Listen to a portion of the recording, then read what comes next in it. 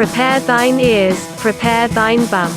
For the Things We Think About podcast has come. Now for your hosts, Kenny and Aaron. Welcome, everybody. This is the Things We Think About podcast, episode 3, with Kenny and Aaron. How's it going, guys? Good to be back. And with us this time, we have our dear friend, Joe Kesselring. He's joining us. What's up, guys? Welcome. Joining us from Jonesville, Michigan, and here to talk about his latest venture. Aaron, did you have any sort of intro you wanted to lay out? No, I can't think of anything really. I was gonna shout out real quick to all of our social media stuff. We got the Reddit going. We got the Facebook, and some a little bit of YouTube. We're just slowly piecing it together. So my personal favorite's the Reddit. So if you want to head over there and get in one of the discussion threads, please do. Any input is good input, even if it's just dick pics. Actually, no, that's not true. I'm going to take that off the record. No, in all seriousness, though, you've been generating some heat, some discussion over there. So that's good. It'd be nice to get some more people in and having a little bit more wider discussion and see if we can get some topics, generating some buzz for the talks here. Yeah, for sure. Yeah, man. And I will do a shout out for the home brewing and brewery Reddit threads. Lots of helpful stuff out there. Very nice. So Joe, we've known you for a long time, pretty long while. Tell us about you. I mean, how I'm trying to remember how we all met. It's all pretty much just through school, mainly. Like, I transferred into Jonesville in 7th grade, and I had a class with like all you guys. So, and I don't remember how we started jamming together. That I never remember. That was the real genesis. It started off. Yes. That started off in your basement in the old Genesee Road house, and it was me, Kenny, and our friend Jeremy. Correct? Yeah, it was the Mission Impossible theme, 4 hours on end. Pretty sure it was just the intro too. Jesus Christ! Yeah, the Metallica and all that. Yes. Or no, wasn't it a Limp Bizkit song? There was some of that too. I don't know. It was their rendition of the Mission Impossible theme, which at the time was quite popular. Right. Like Mission Impossible 2 days. So yeah, we're up to 6 now. So if we're trying to age ourselves, right. So yeah, that's pretty much the beginning of how we all started hanging out together. I was curious to know too, because I'm trying to remember when last episode I talked. I did. I was a little late to the game, and I'm very late to it. We're going to find out a game of drinking that I'm extraordinarily late to. I actually have found somebody who has out late bloomered you on that. Son of a bitch. Yes. As a matter of fact, you know this person, Aaron. Boy. Our old neighbor, Max, is 75 years old and has yet to have a drink. Dang. Wow, that's impressive. We got to get that guy on the show. However, he, like you, have said they will have their first drink at the brewery. Oh, man. What a scene stealer. I mean, the one-upsmanship is real. We just got to get both of you in there on the same day. I mean, just literally years in the making. He couldn't have avoided, to tell you his whole life story, and then to promise you also. Damn it! I thought I was special, Joe. Well, you were the first one to say you were going to do it. Yeah, but I mean, what's the Hillsdale Daily News going to print? The 75-year-old man, his first drink, or some idiot who just forgot to drink conveniently? Well, that's what I'm saying. Both of you have to come in on the same day. Then you can co-thunder steal or whatever. You can both have plenty of thunder. What I'm getting at here.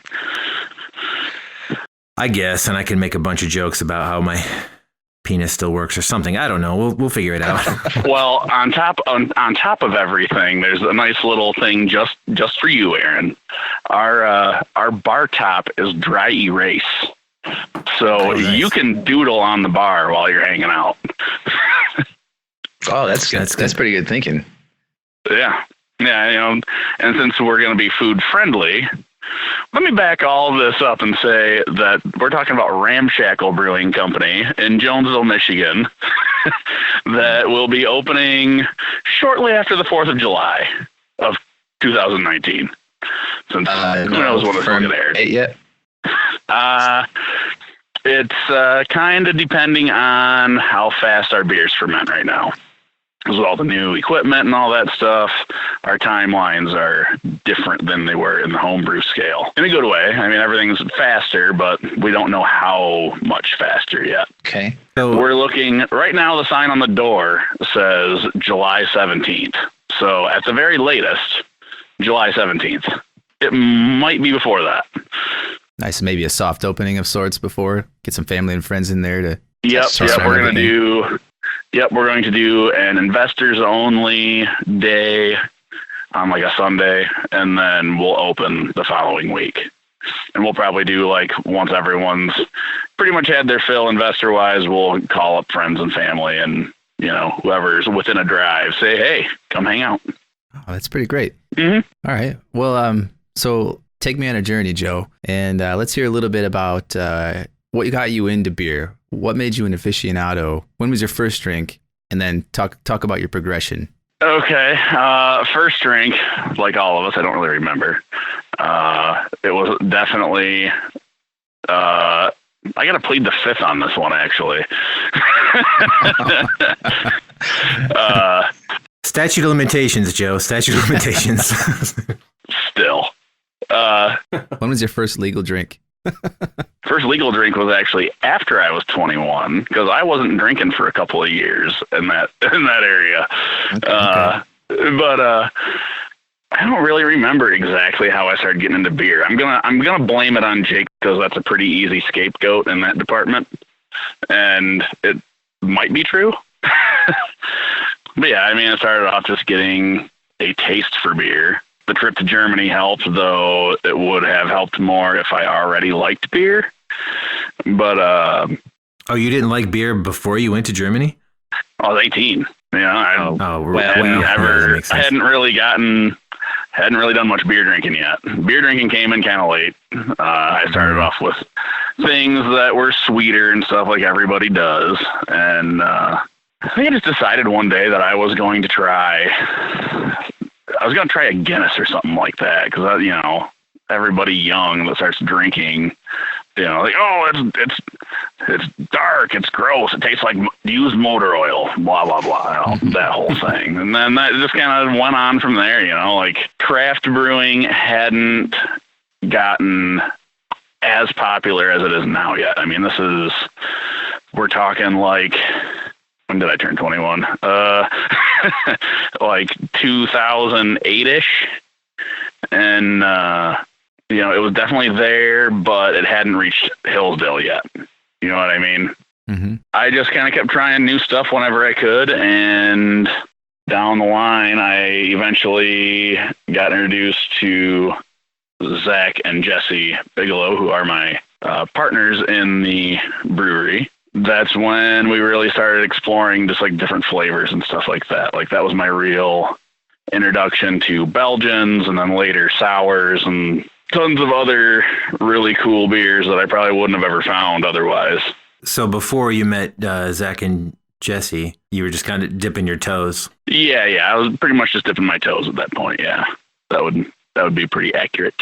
So was there a beer specifically that kind of put you over the top and made you think, well, I wouldn't mind trying to make this my own, or making this at all? I never really had that, like not early on anyways. I mean, after I had gotten into brewing a ways, there were a lot of beers that I would have like, oh, this would be better if, X, Y, and Z, whatever. But before that, I hadn't really thought that way. I was basically introduced to Zach by somebody saying, hey, you should go brew with this guy. And like, all right. So I Sure.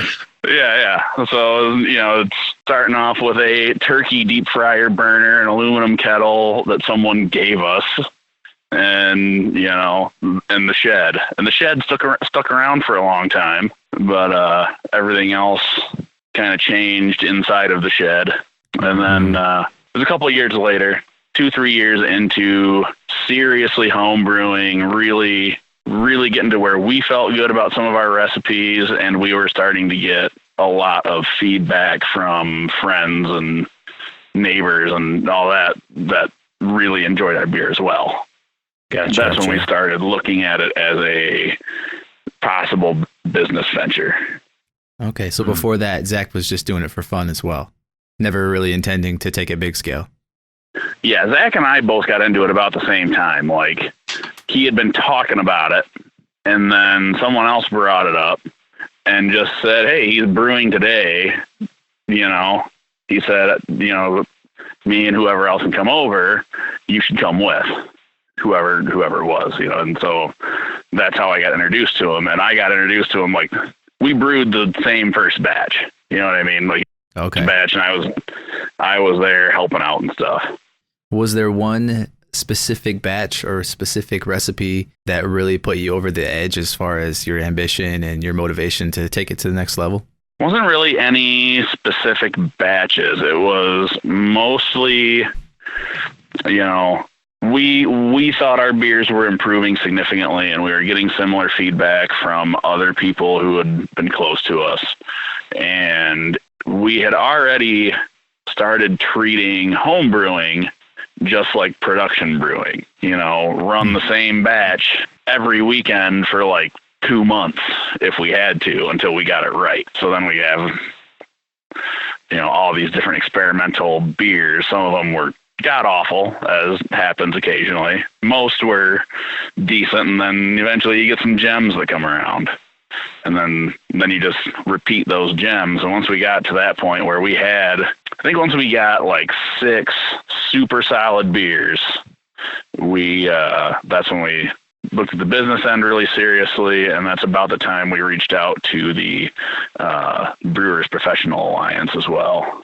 Gotcha. And that's a sort of a turnkey solution to kind of give you everything you need to build from the ground up a business plan and all that. Yeah. It's like an a la carte professional group. There's a law firm, an accounting firm, restaurant management group, and recently I believe they've even added a brew house builder, and I think there was a contractor getting involved too. I'm not certain on that. It's been a while since I've actually talked to the guys. We've been busy with the brewery, of course, but so they're an a la carte professional service that all specialize in the brewing industry. So the legal end alone is more than worth it. All the red tape and crazy legal paperwork and stuff, you know, we'd have been years further off without those guys. Yeah, that was always my kind of, when I heard you guys were going through a service like that, I was always thinking to myself, you know, this kind of cliche, oh, we started this beer company in our garage and it kind of built out of there. It was always like a la carte thing where you would sell to friends and family, and then kind of just keep expanding your market like that. You say it would have taken some years if you hadn't gone with, you just said the name, I forgot. The Guild. Yeah, that's the Brewers Professional Alliance. Right. Yeah, I mean, just figuring out all the legal stuff and the right order to do all the legal stuff in is crazy. The bureaucratic red tape, absolutely. Joe, let me ask you, did this process make you any more of a libertarian? I do not really get involved in politics, like, at all, and I do that on purpose for my stress level. So, or did the bureaucratic red tape help you in ensuring your copyrights and patents? Well, I mean, treated properly, the bureaucratic end of things is taken care of. That's really all there is. It's hurry up and wait, just like anything like that goes. Yeah. But it's actually kind of Michigan specific, actually, which, as far as extra difficulties, because we were a very big bootlegging state during Prohibition. So there are tons and tons of laws, state laws, that once Prohibition was repealed and you could have alcohol again, everyone just forgot about all the state laws that were there. And so now there's all these weird distribution and like manufacturing laws that you've really got to be careful working around. Mm-hmm. Yeah, it's nice to have someone in your corner that really, knows their way around the block. Right, exactly. Had it not been for this kind of legal hurdles that they would have helped you with, do you think it would have been more of a, from the barn type of situation where it would have built up over time, or is there other advantages that you found? In the right state, yes, but in Michigan, no. Having something like these guys was invaluable. Yeah, because that was always my thing. I mean, I've known you forever, and you can do anything you put your mind to. But I'm always worried when something wants you to front load something so much, because you've had to gain capital and all that. So, right. Was that ever a worry to you at any point, or you or Zach? Yeah, we've definitely had our days where we're pulling our hair out, but it's one of those, either you keep going or you figure out what the next thing is. And none of us really wanted to figure out what the next thing is yet. So yeah, here we are. Yeah, that's true. I mean, because it could go either way. And so obviously it's so far, I mean, everything's on track for it to be successful. So all the worry is maligned for a bit. Yeah. I'm sure we're going to have the problem that everybody has. We're going to run out of beer just because it's going to be packed. It's going to be packed when we open up. It's to paint the picture for your listeners. The brewery is right on the main street of a small historical town, and it's one of the highest trafficked roads in southern Michigan. So there's tons of traffic, and we are the only business for who knows how far that has a giant garage door on the front of the building, and it's all glass. So when we're in there doing anything, if we open the garage door, the people watching is amazing. True. Get that. We purposely blocked out all the windows for months while we had murals and stuff going up inside. And as soon as we took everything down, it was like everybody was giving themselves whiplash trying to see inside of the building as they're driving by. That would be funny to see. Oh, it's amazing. They still do it. The windows have been open for like 3 months now.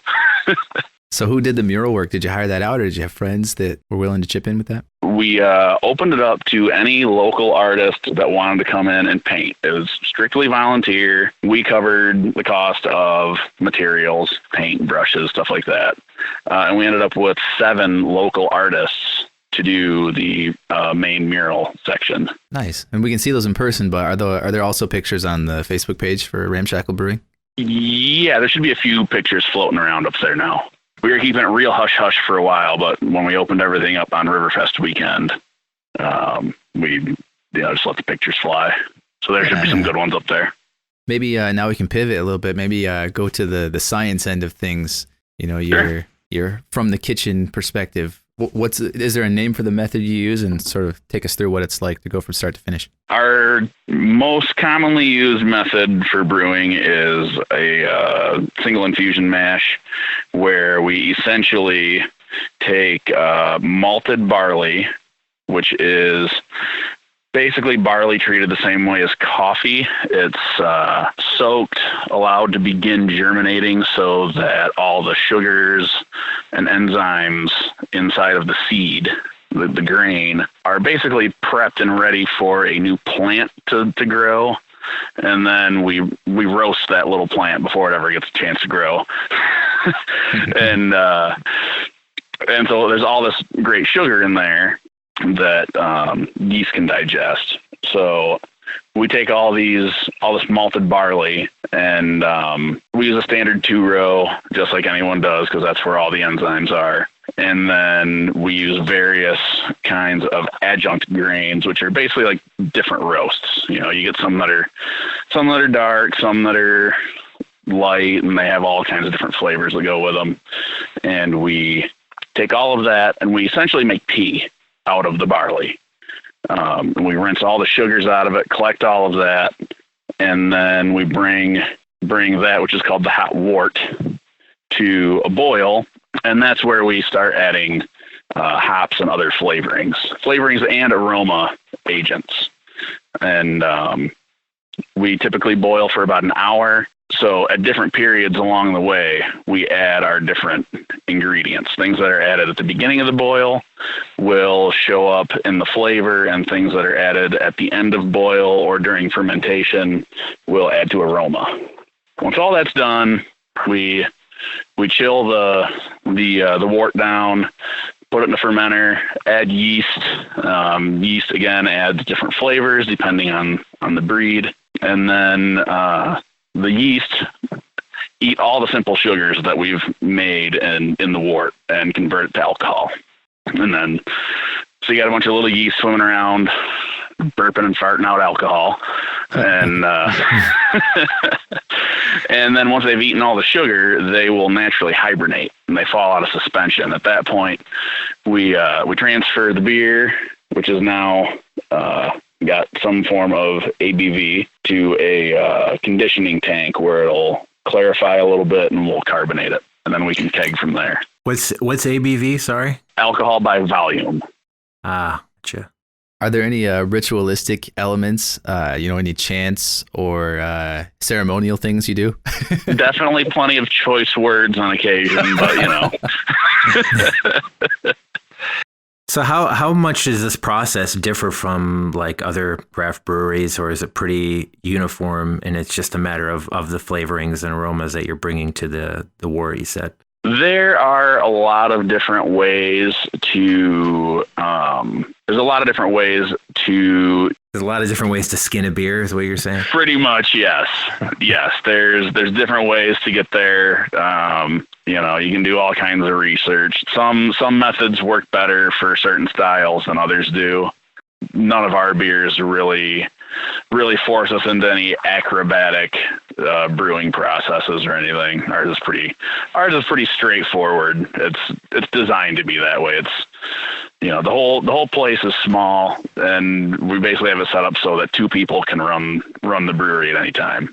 And that was the plan from the inception then? Yeah, I mean, had we gotten larger space, of course we'd set it up to run however we needed it to.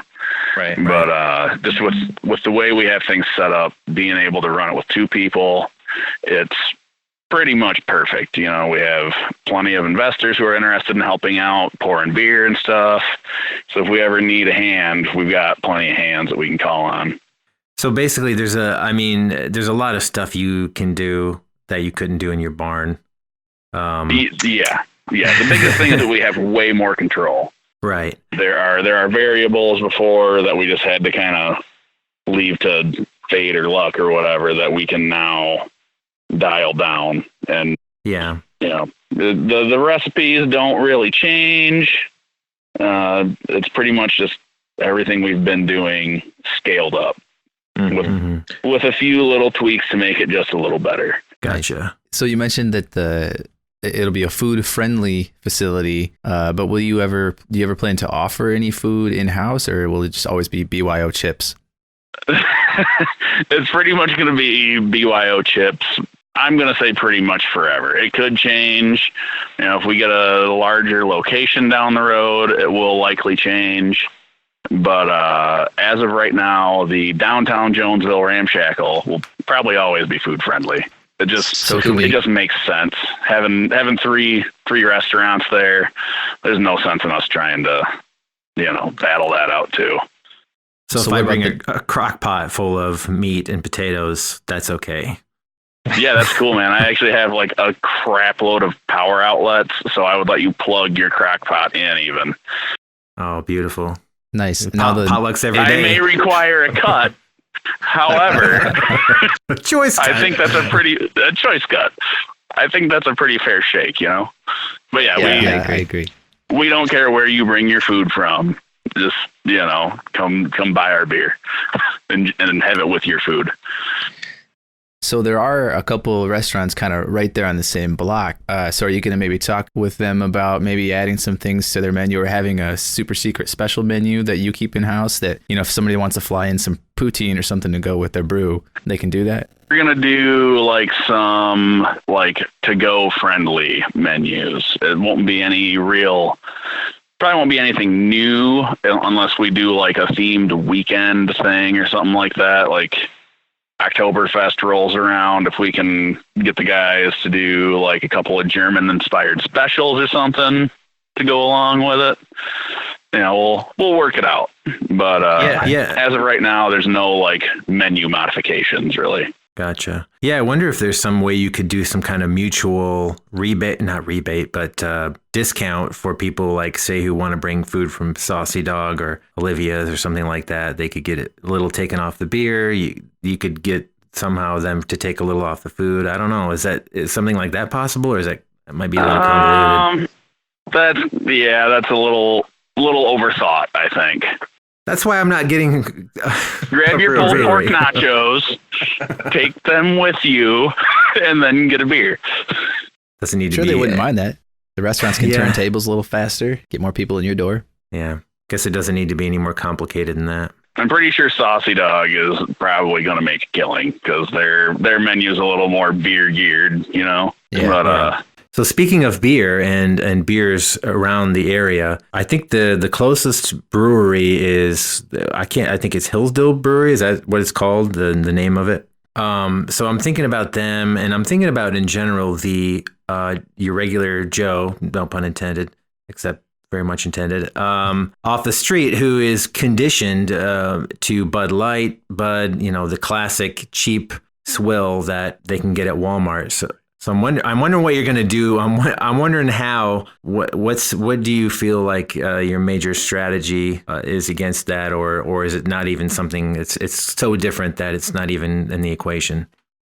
Well, it definitely is part of the equation. We do want to bring in, you know, new people who are new to craft beer, and we're definitely sympathetic to, you know, I've never had a craft beer before. What?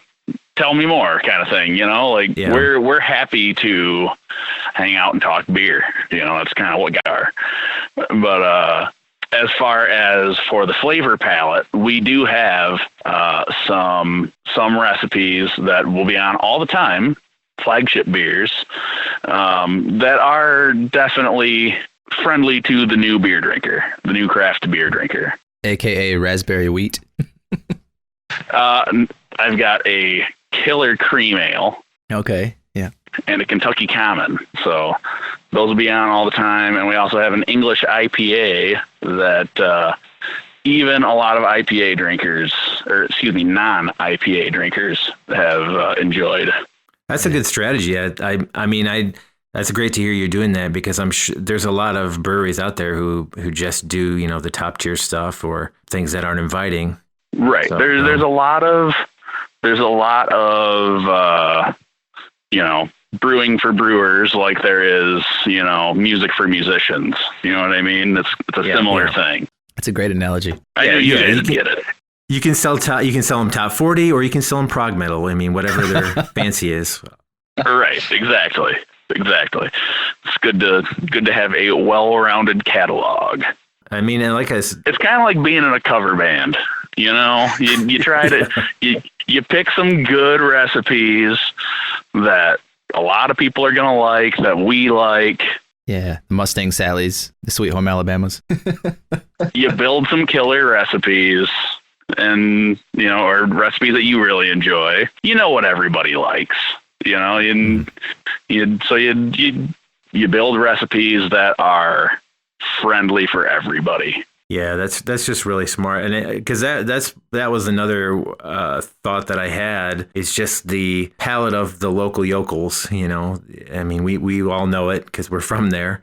You know, the other thing I worry about is people in Hillsdale specifically, the college maybe more so, to go to your place as opposed to the Hillsdale Brewery, only because it's in proximity closer. You know, especially during those winter months. They're going to be worried about the salt and the roads and all that. But I suppose that's just the nature of it. Yeah, Yeah, we'll let the beer do the talking. That's smart. As far as that goes, what's your brewer's prognosis? Pretty recently, there's been a huge explosion of microbrew and craft brew in general. Now that you guys are finally hitting the ground running, how do you see the market and the interest, public interest in general, going from here? The market and the interest are still good. We're still not saturated yet. We're, looking at projections based off of like brewers per capita or breweries per capita. When Prohibition hit, we had like something like, say, 2,000 breweries. Since then, not only we've got a lot of breweries again, but we've got way more population than we ever have had breweries.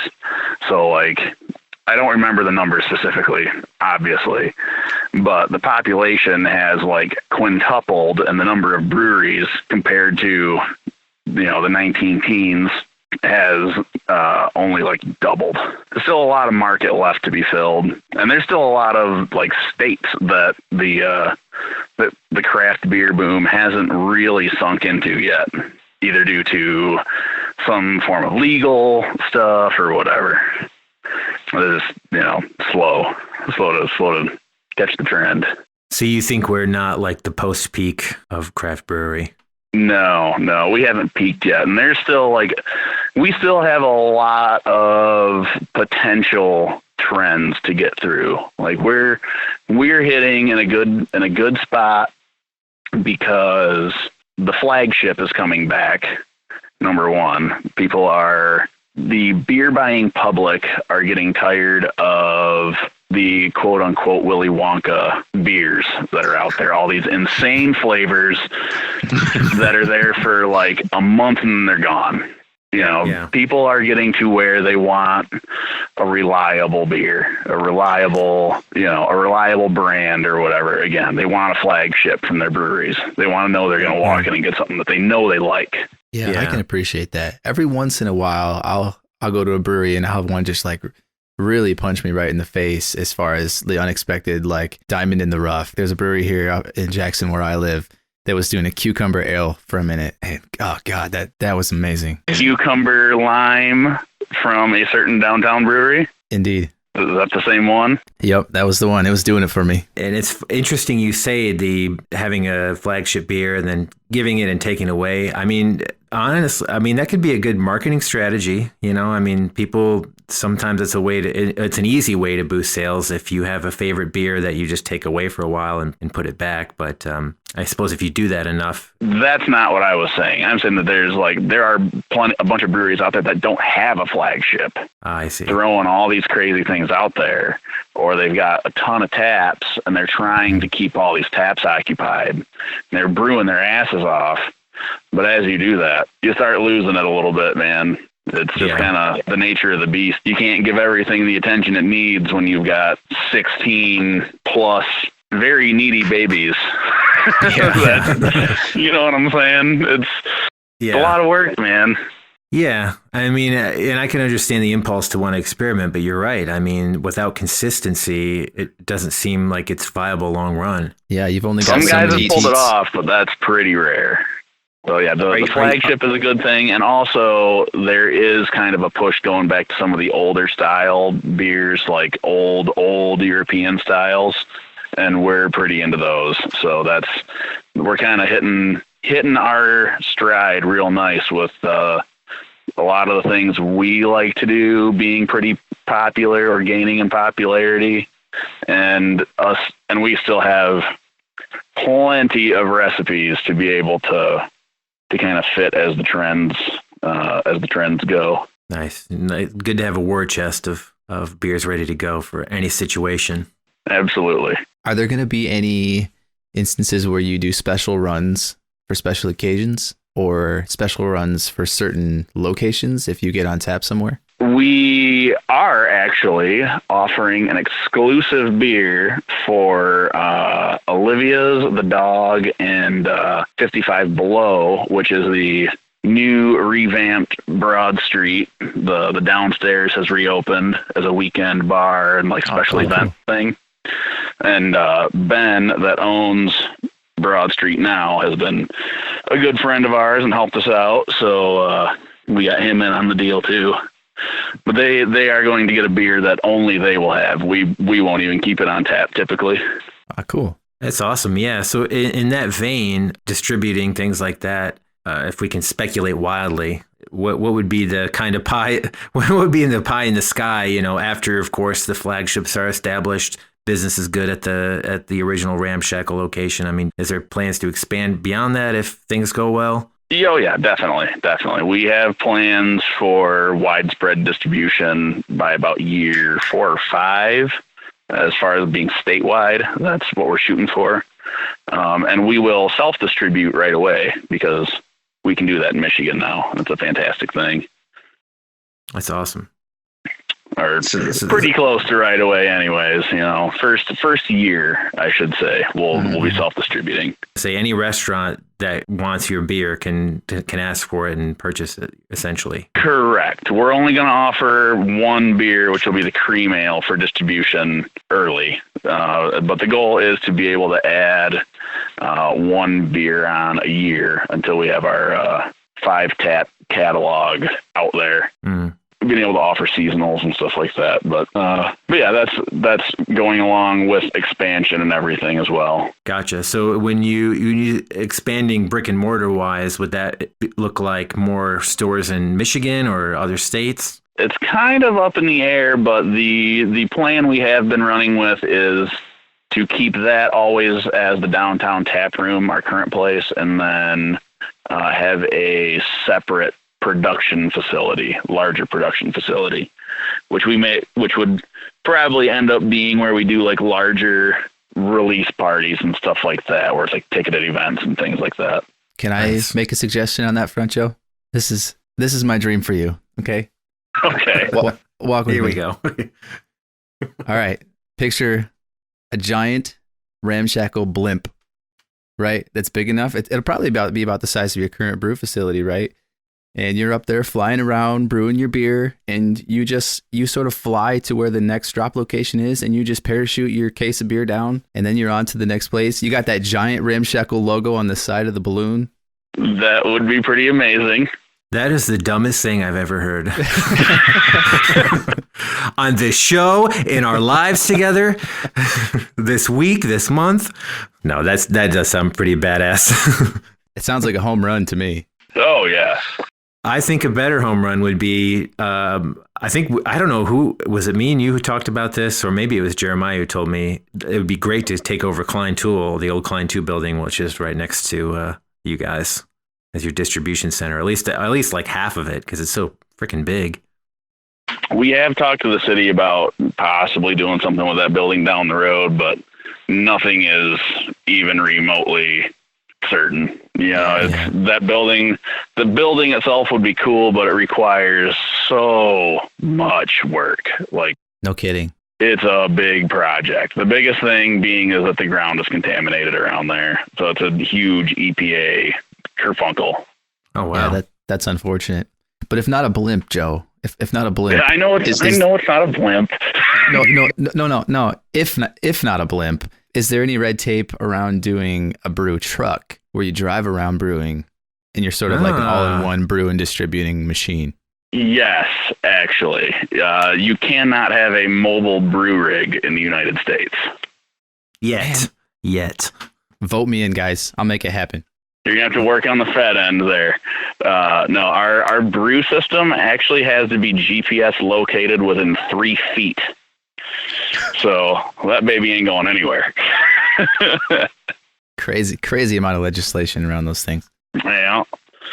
Well, you know, everybody wants their cut. We all want our cut. So, speaking of which, I'm not sure if it was mentioned yet, or maybe it was in passing, but the Ramshackle Brewery is a community brewery. It's funded by the people of the city. I mean, people we know. And that is correct. Yes. Ramshackle Brewing Company put up 47% of the ownership to local investors. And then Zach, Jesse, and I have the controlling stake. So yeah, we have somewhere, I forget the exact number. It's right around 20 local investors. So what's the implication for that model as far as like business or even just is there like if it's successful enough, would you try to be, you and Zach have ownership, or would it always be under the community model? It's hard to say. I mean, it kind of depends on just the way things go. Would it be cool to be able to buy everybody out sometime?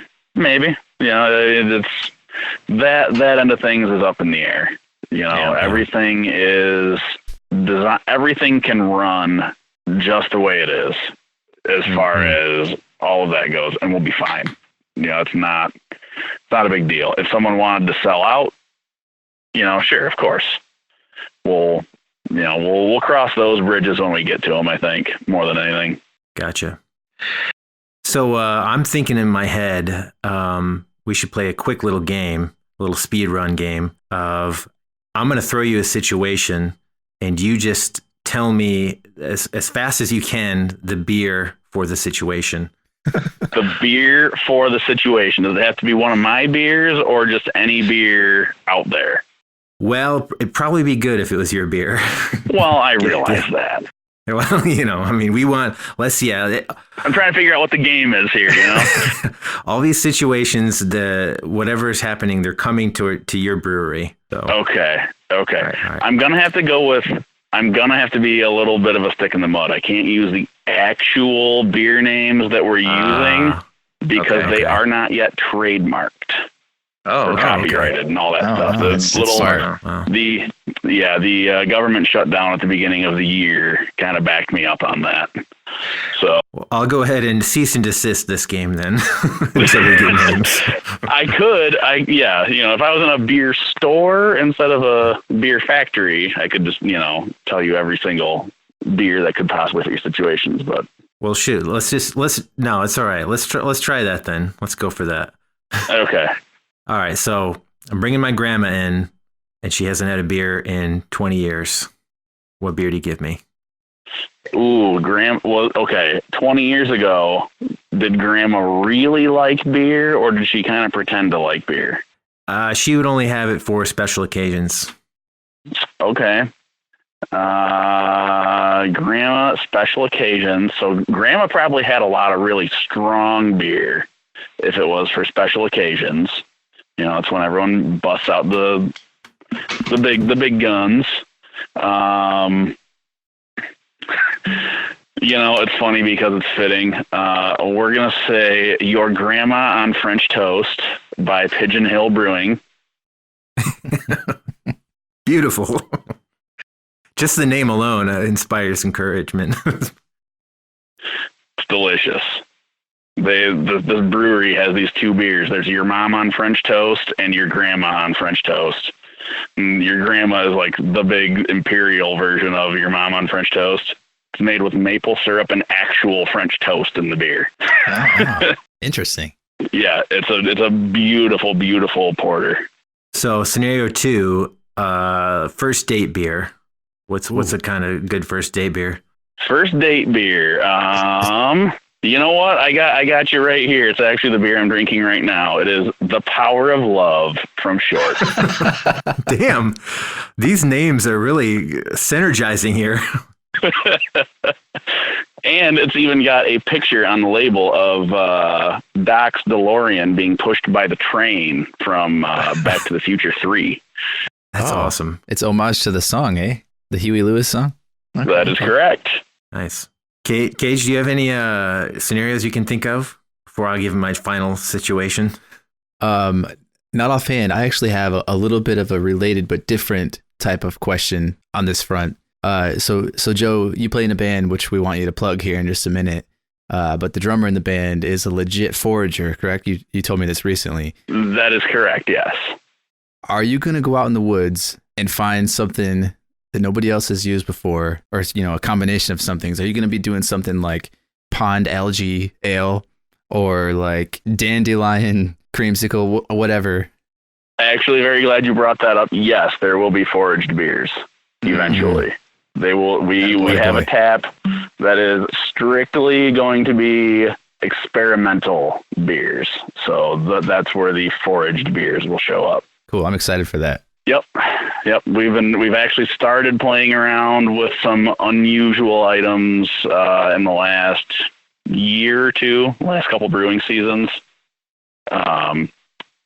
Playing with like toasted bark and stuff like that to get different flavors. It's pretty cool. Of course, there's more red tape with different ingredients, but No, of course. yeah. You know, playing with wood, we got to be really careful, actually. We don't want to make methylethylene, which will make you go blind. That's a lot of eans.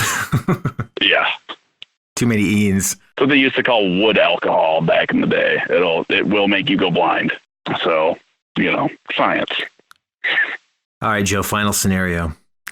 A man walks to you who has not had a beer in 33 years of his life.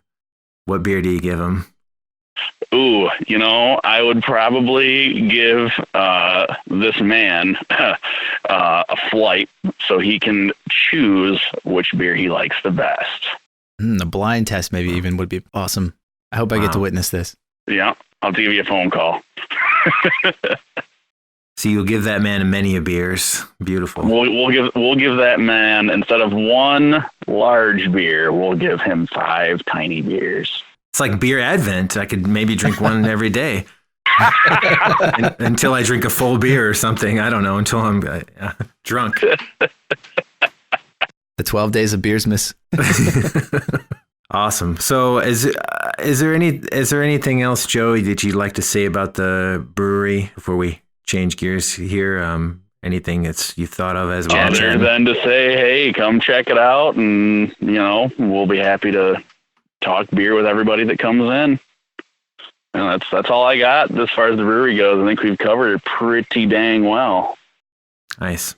So switching gears here a little, let's talk about metal and its importance in your life and the lives of those that you blast it to. That you thrust it upon, willingly or not.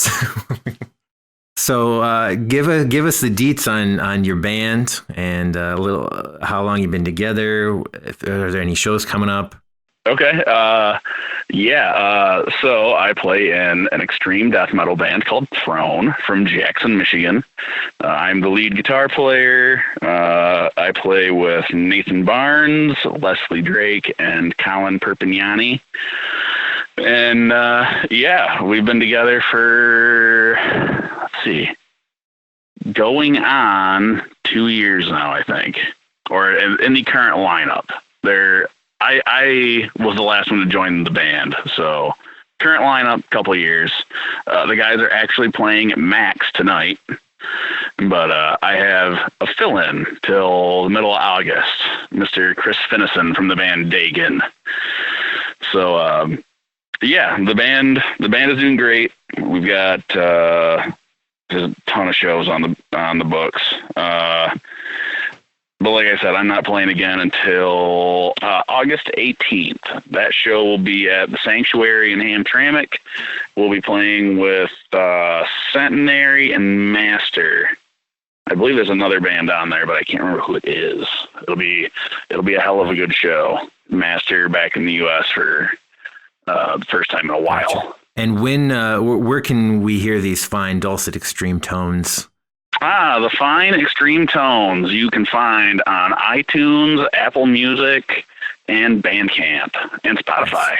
Nice. If you had to pick one to play for, an uninitiated, someone who's never heard you before, what's the track you would pick?